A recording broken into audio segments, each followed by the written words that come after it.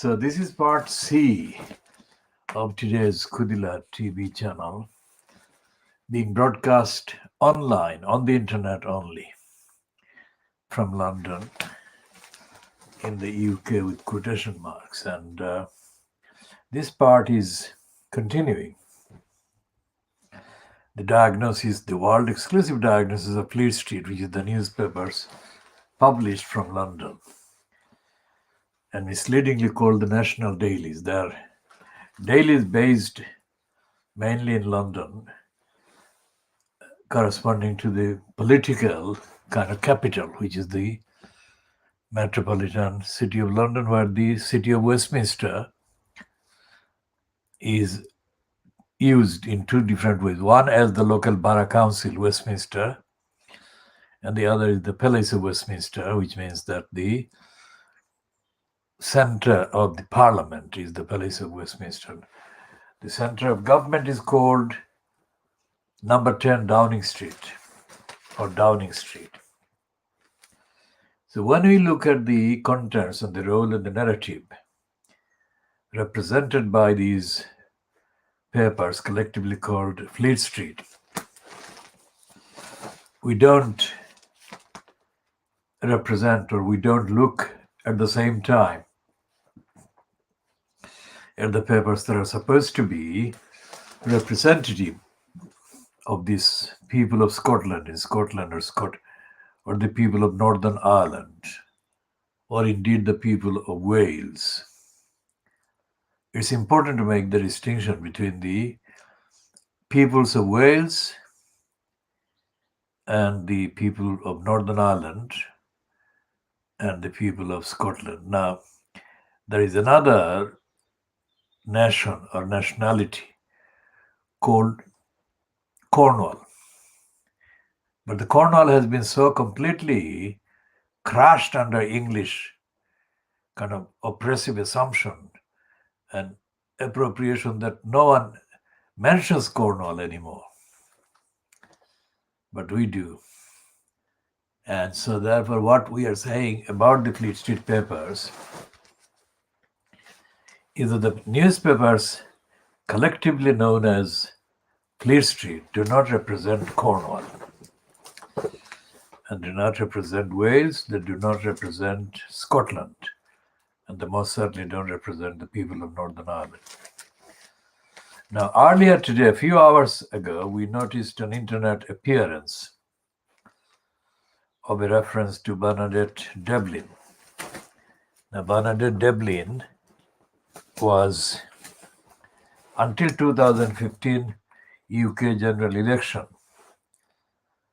the youngest female elected member of parliament in the Palace of Westminster. She wasn't continuously an MP, but she had the record of being the youngest female member of parliament from the 1960s until 2015. And 2015 was the election which saw the election from Scotland of an SNP candidate, a 20-year-old person called Mary Black. So Mary Black has been now the youngest elected female member of parliament elected to Westminster. And she has broken the record, very long record, of Bernadette Devlin. Now, Bernadette Devlin hit the headlines in the late 1960s.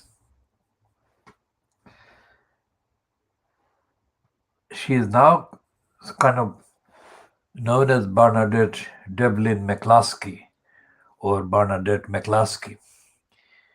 And earlier this afternoon, we noticed a tweet that was posted about the artist known as the taxi driver, or the taxi driver known as the artist, is Mark, somebody called Chunky Mark. And he had a picture of a woman sitting to his next left, and he was driving, or he was in the driving seat. And his tweet I think we should read this one just to get the factual contents absolutely on the record. So his artist taxi driver, and his latest tweet 47 minutes ago says that found this old photo of my mom and granddad and colorized it Tyrone 1950s, Happy St. Patrick's Day. Now that's artist taxi driver whose Twitter handle is Chunky Mark. And he posted the tweet or tweeted the unique thing. We shall come to that.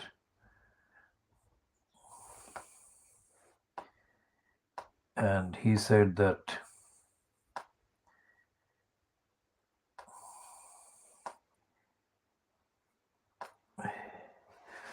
he said that I'd picked Barney up at Heathrow Airport and driving out the car park, I said, I'm gonna call my mom. So he rang his mom and then quote, Mom, you are on the loudspeaker. Guess who I've got in the taxi? Who? She says. Bernadette Devlin, says Mark. Who is he? She says. And there is this picture of Bernadette Devlin sitting to the left of Chunky Mark in the car. So we tweeted that this is too cool to not retweet and recite Mark. And we did that and then added our word brilliant. Then we looked up and checked Bernadette Devlin generally in the usual way that we fact check. And then was this entry on the Wikipedia about Bernadette Devlin. Now this is, on many levels, it is unique. The contents of this particular part of the entry, and we retrieved this as 1458 hours, let's say. Is it 1458 hours, so just before 3 o'clock. And this is 1636, so just over 2 hours ago. Just under 2 hours ago, sorry. Anyway, so we retrieved this one from the internet and we read it absolutely as the entry reads. She made an appearance on the Johnny Carson show in the USA. She was traveling in the USA. At a number of speaking events, she made parallels between the struggle in the US by African Americans seeking civil rights and Catholics in Northern Ireland, sometimes to the embarrassment of her audience. During an event in Philadelphia, she had to goad an African American singer to sing We Shall Overcome to the Irish American audience, many of whom refused to stand for the song. And it says in Detroit, she refused to take the stage until African Americans who were barred from the event were allowed in. In New York, Mayor John Lindsay arranged a ceremony to present Devlin with a key to the city of New York. Devlin, frustrated with conservative elements of the Irish American community, left the tour to return to Northern Ireland, and believing the freedom of New York should go to the American poor, sent Eamon McCann to gift the key on her behalf to a representative from the Harlem chapter of the Black Panther Party.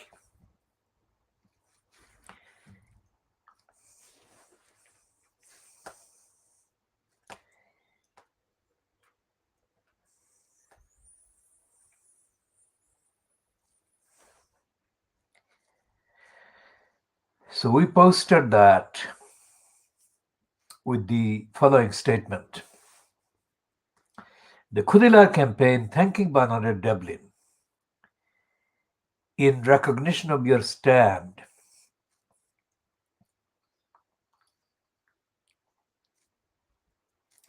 during your USA tour. Bernadette, we thank you and wish you the best. Now, that is so astonishing. Nobody else has ever done that. No person from Ireland, that is, no white person from the UK, no white person from Western Europe. And yet, what she did wasn't something that needed the knowledge or capacity or insights of a very high kind of quality or level. It was obvious. It was obvious, and it is obvious, and I shall come to a bit more of this today because of the other kind of information that we have gathered in the main kind of media outlets during the last few hours. That the black people, that is African Americans, seeking civil liberties, exactly as the Irish people were doing against the British occupation and imperialism. And that both the African American people were subject to and exploited by and oppressed by and denied by colonialism, British colonialism, as were the Irish. And why did it take only Bernadette Devlin to do what she has done, according to this brief summary, of course? Now, this reminds me of a row that I had with a white man, of course, an Irish man, who completely misunderstood my reference to Jeremy Corbyn and his kind of fictitious votes-based attitude towards the Irish community in his constituency, similar to Corbyn's similarly fictitious attitude of showing respect to the Muslims and the other religious groups in the constituency. When I said that to this man, who I didn't know where he came from or whatever, I was standing outside. Well, I was sitting on a bench, one of those 2 or 3 benches, I think, outside the Royal Court of Justice in the Strand. And this conversation began by either of us referring to Corbyn's then challenge that was going on in the court inside against the then Labour Party executive or administration. This was during the first year of Corbyn's leadership campaign or tussle.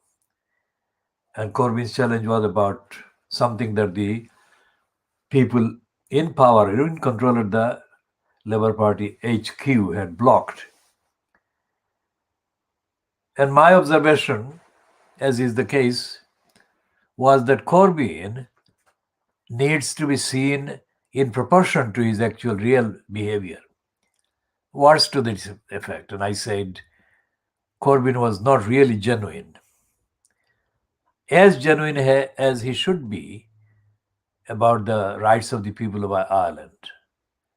And I said that he was only in good relations, or he was maintaining that kind of relationship with the people, Northern Irish people or Catholic people or the church in Islington, because he thought that that would be electorally useful to him.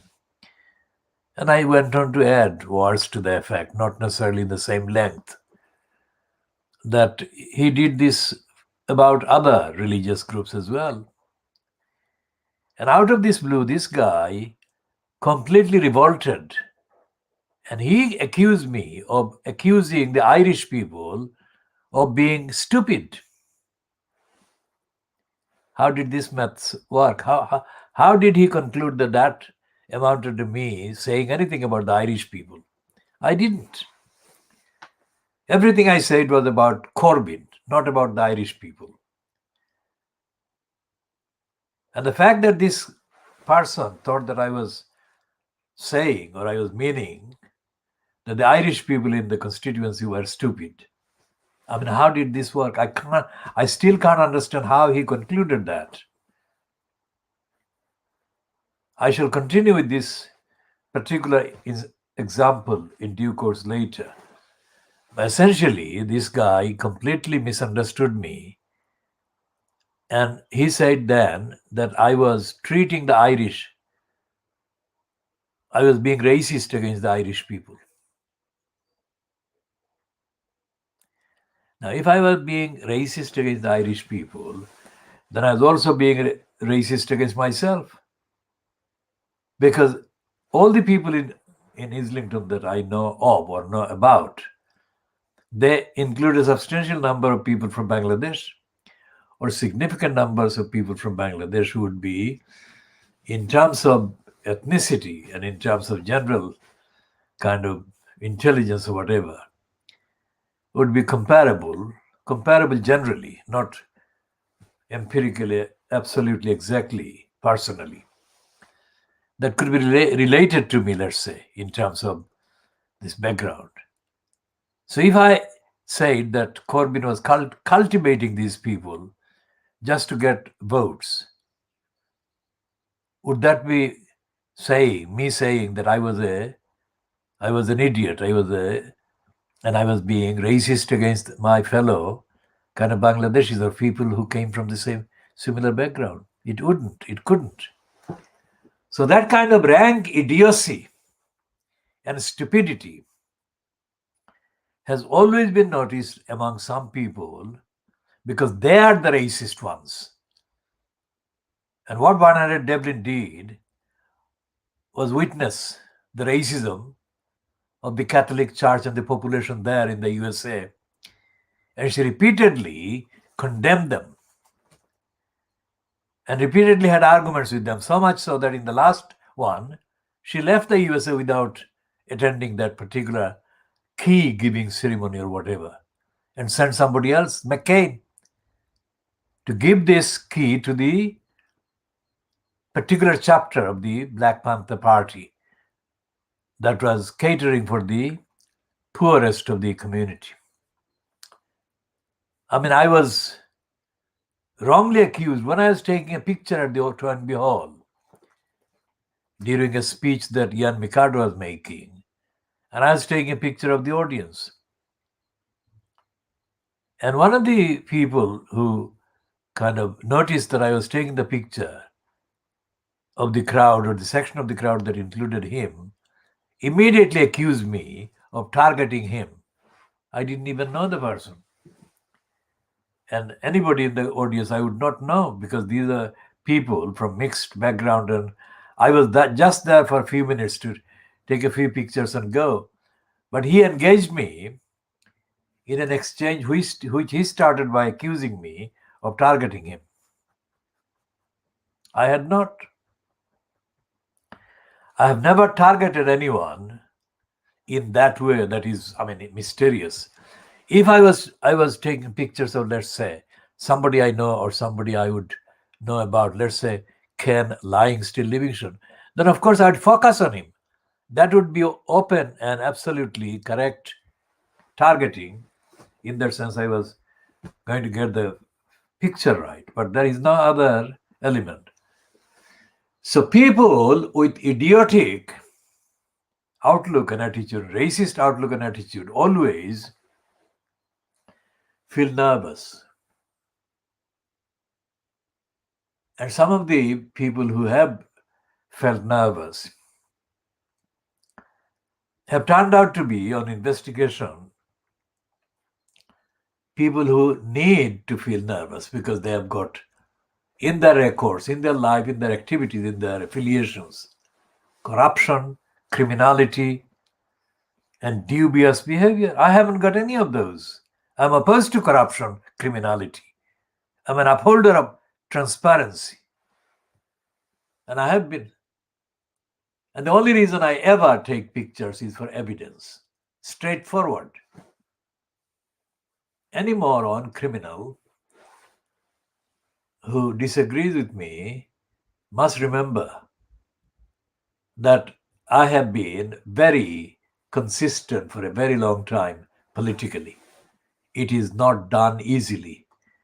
It is only possible to do if you have got the character and the morality and the ethics and the record. So when I read this entry on the Wikipedia, unlikely place, about Bernadette Devlin and her principles of solidarity with the people of African American backgrounds, I was totally, absolutely stunned that this is the only entry about an Irish politician, only Irish politician. Now, going back to the days when Bernadette Devlin first became an MP, I remember, because she hit the headings, if you like, if not all the headlines, right across the world, at least in the English language kind of publications that I read about her. Well, obviously, I don't have the kind of exact quotes or memorize. I didn't memorize anything. But the name Bernadette Devlin stuck forever. And it was, of course, she was the youngest one that was part of the kind of reference. And I think it was also the fact that she was described as being outspoken, straightforward. And that was among the kind of attributes that were mentioned in the reports that I read. I was not in the UK, I was in another country. And so today, it has been a historic day for me in terms of research, in terms of investigation, and in terms of the genuine kind of international humanitarian character that Bernadette Devlin has had. And I didn't read any of this before anywhere. Two reasons. One was that Bernadette Devlin, I think, left active politics for quite a while. And secondly, in the Fleet Street papers, there would be no actual kind of show of respect for Bernadette Devlin. And most certainly there would not be. Fleet Street papers would never give her any positive kudos or credit for showing such absolutely stunning solidarity with the people of African American people's struggle for civil rights and human rights. African American, there is another kind of person in the USA now who is half African Caribbean and half white descent, that is Meghan Markle. Now, while on this side of the Atlantic, today's paper, that is Wednesday, 17th of March 2021, they're going on against her, including today's Daily Mail, devoting a very chunky piece against Meghan Markle. So this is like showing that she is the lowest of the low. I mean, that is the thing that they have been saying about her. That is why I am determined to stand up for her rights. Because of that, I have no connection with Meghan Markle, and I don't need to have a connection. The evidence of her being targeted by these racists, the evidence is right in front of everyone. So I am only acting in response to the evidence that is widely, universally available.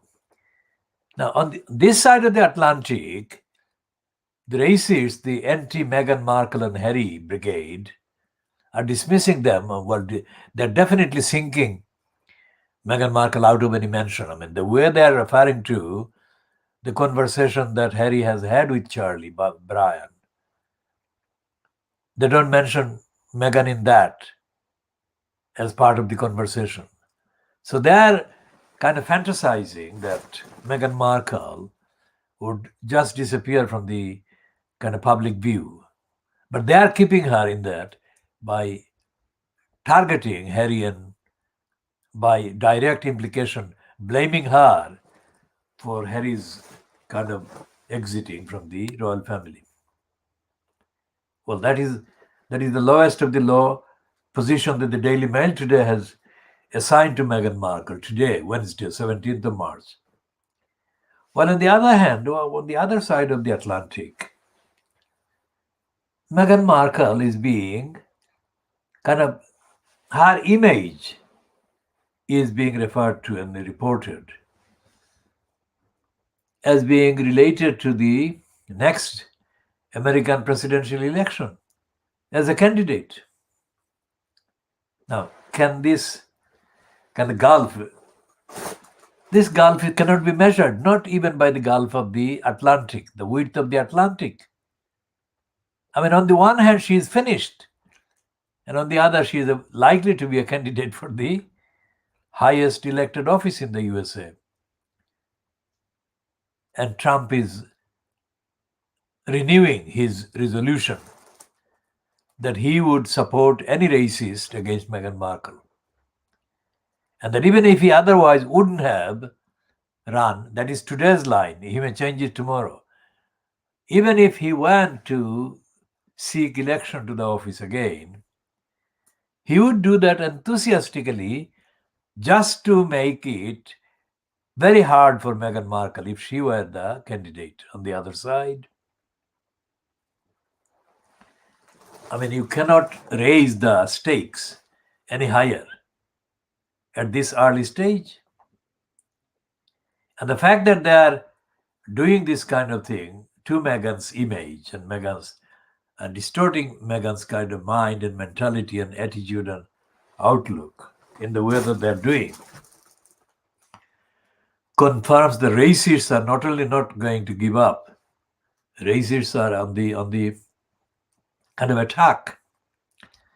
And the lines that the Fleet Street papers are inventing to give any kind of excuse and pretext to Piers Morgan to come across as respectable, dignified, authentic, reliable, honest, generous, and kind of truthful as against the unbelievable Meghan Markle. I mean, that kind of prolific, persistent promotion of Piers Morgan by the racists in Fleet Street is unprecedented. Because Morgan has been, in the main, in Fleet Street, Morgan has been discredited, especially after his being sacked by the Daily Mirror group, following the discovery of the fact that he had invented some quotes. So Morgan has been not enjoying a very high kind of esteem among his so-called fellow Fleet Street journalists, so-called.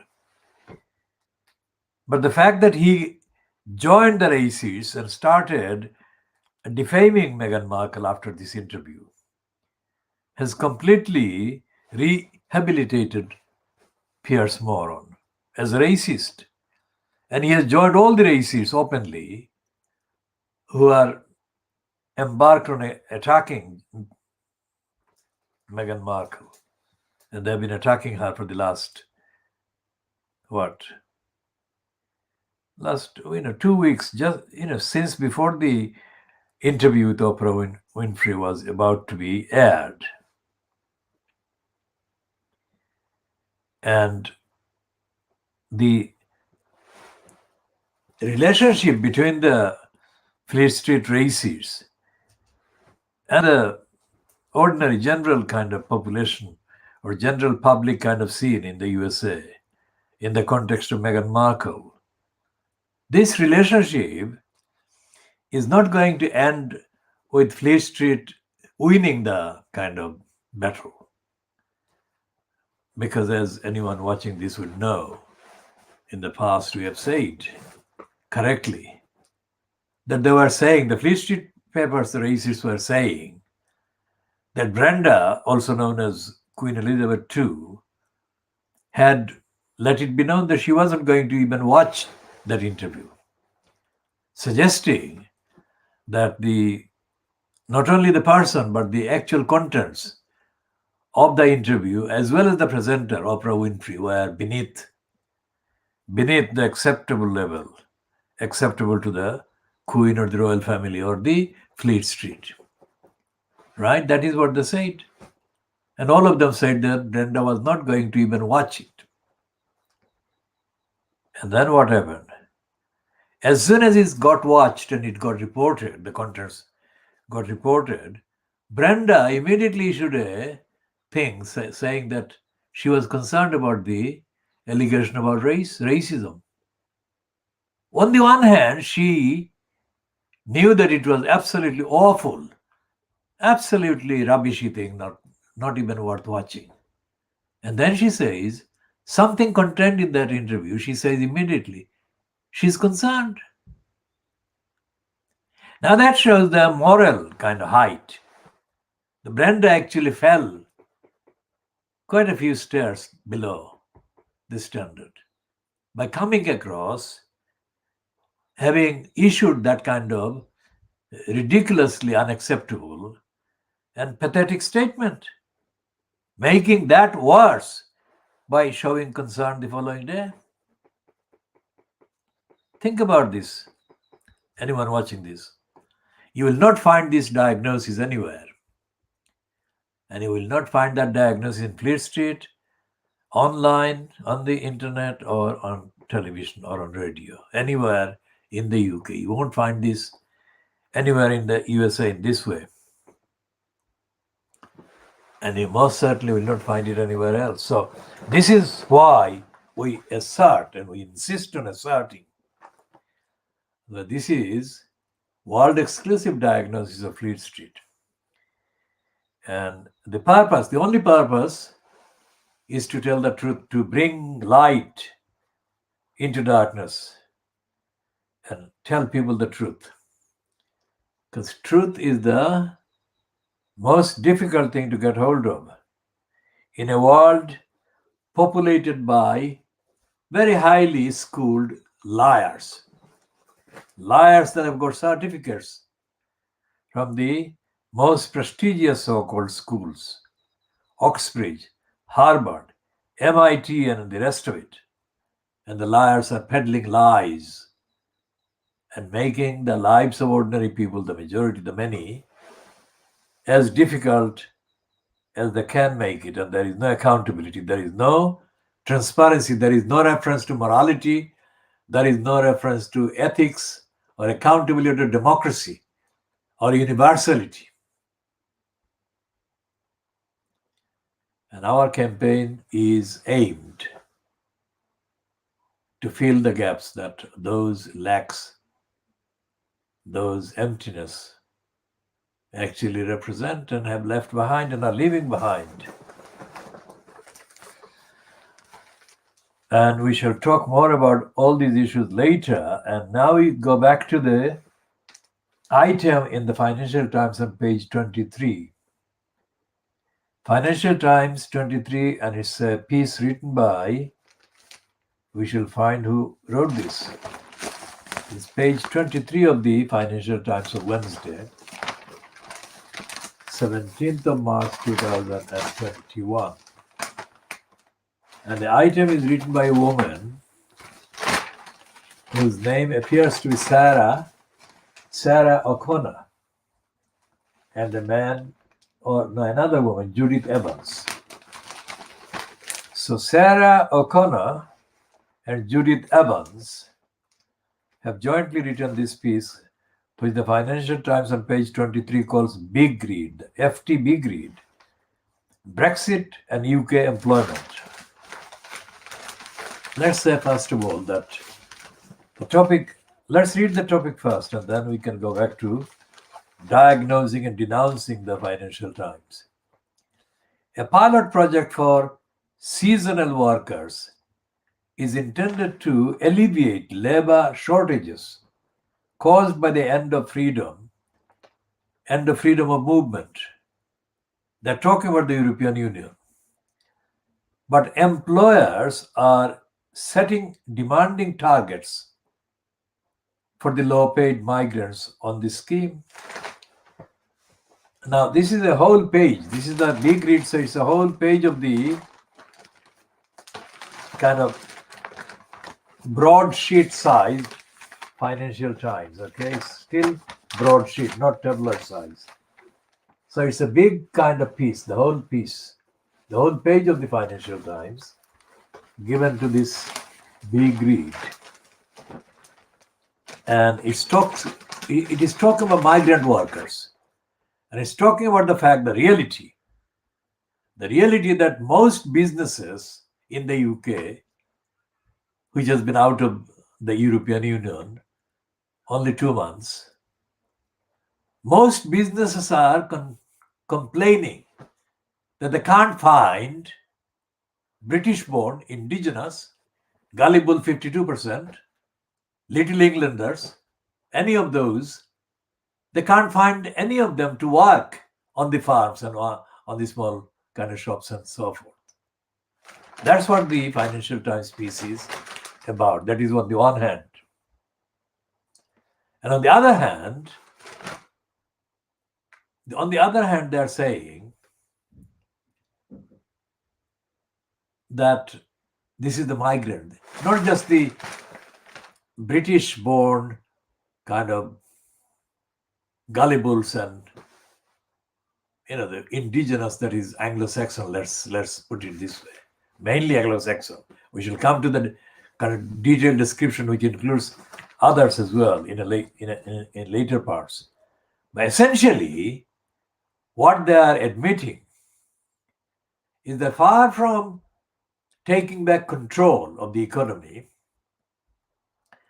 of society, of factories and everything else, the Brexiteers, wherever they are, whether they are part of the government or they are members of parliament or they are just outside among the kind of 52% of the majority of whom are morons, but chanted the slogan.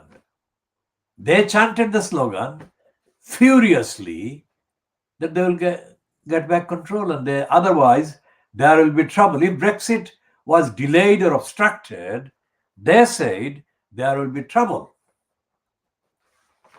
Now, in addition to the Financial Times admitting or reporting the admission that the gullibles, the 52%, and the Brexiteers are refusing to work. If they refuse to work on the fields, in the factories, and in the various other fields that are absolutely the foundation of the economy moving, then not only are they not aware of what control means, they've already lost their life in terms of the ability to think. They've already gone morose, become morbid, and they are not. They're not breathing, let's say. That's what this whole page piece is about. Where this Financial Times, these two writers, Sarah O'Connor and Judith Evans, make the serious mistake, which is a typical Fleet Street mistake.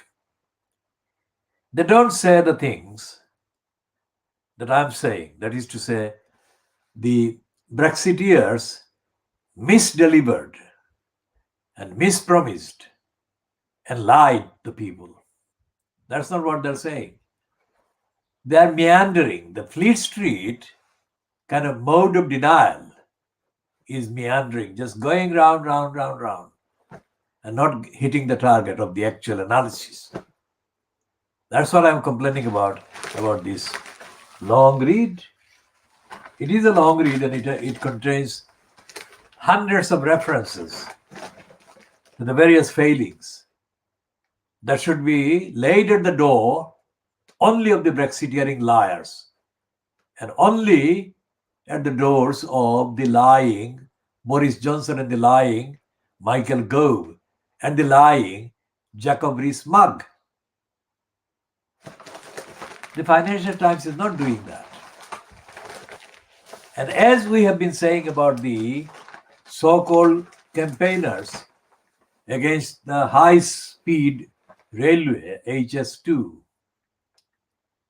you can complain, you can make a list of the various things that are going wrong all the time and always, yeah?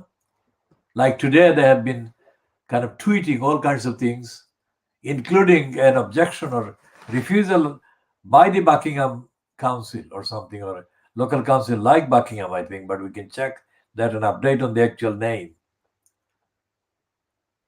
Even Buckingham Council or a similar council in a similar area affected by the HS2 can make a kind of decision rejecting a particular application for a covering a particular stretch of land.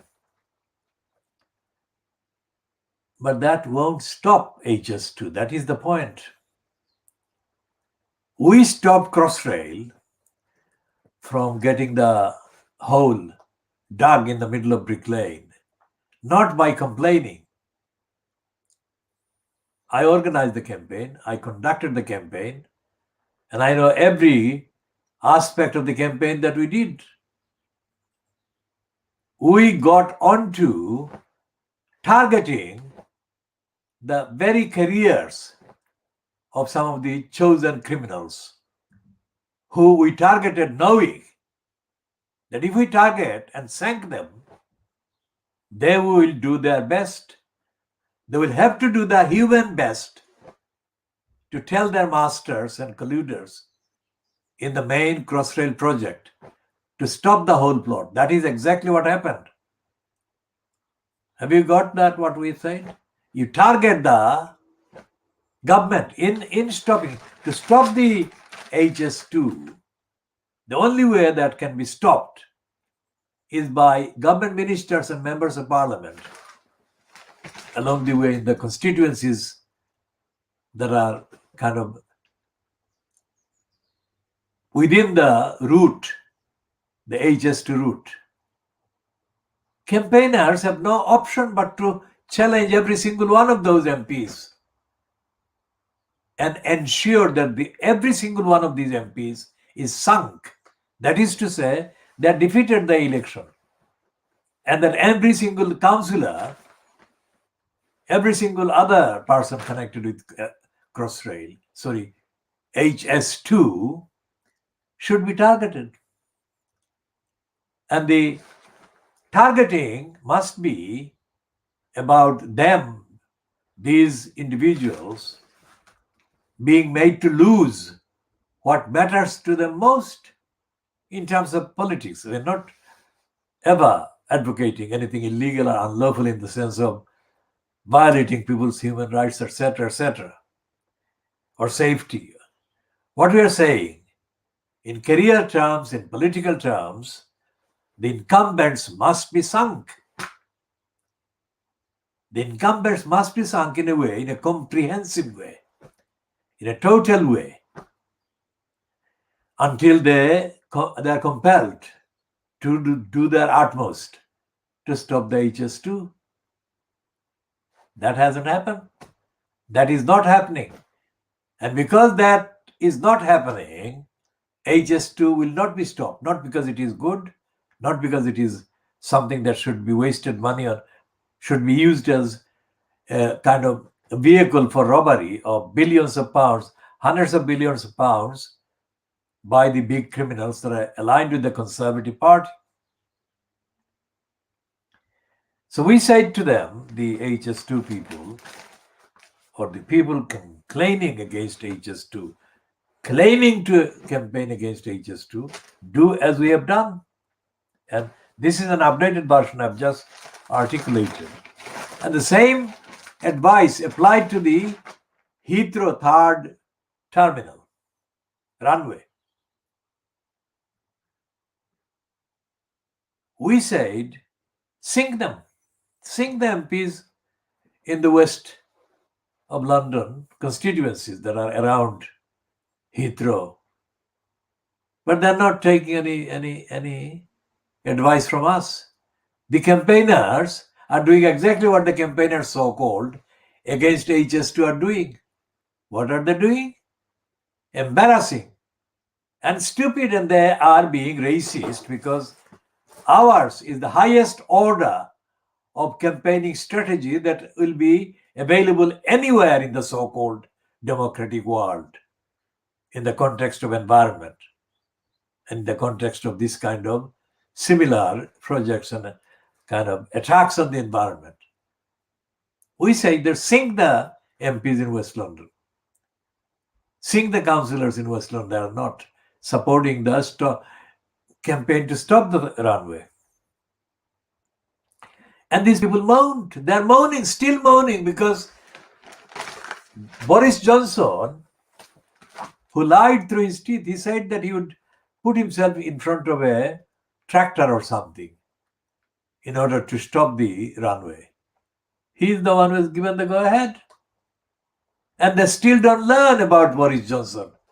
They still don't get him where it will hit him and sink him. They don't want to sink him. Everyone, including all the Fleet Street people, all the people in Fleet Street, and all the others who are running so-called kind of mainstream political websites, including the Huffington Post and the Politics Today, Politics blog, and some others individually named like Ian Dunt. They have completely, all of them have been stupid. As I said, the definition of stupidity is in the fact that they moan. They moan and complain about the damage that the runway would do, but don't want to sink the political careers of the people in the constituencies. Let's say there are 30 MPs, let's say. 30 MPs in relation to the third runway. If 30 MPs were targeted, then the mere fact of their being targeted would be enough to sink their confidence. And it won't be necessary for them to practically, literally be defeated at elections whenever the elections take place. That is what happens when you actually target these careerists on the way in the kind of vicinity, in the constituencies that are directly part of the area affected by the project. And they're not doing that. So you've heard this world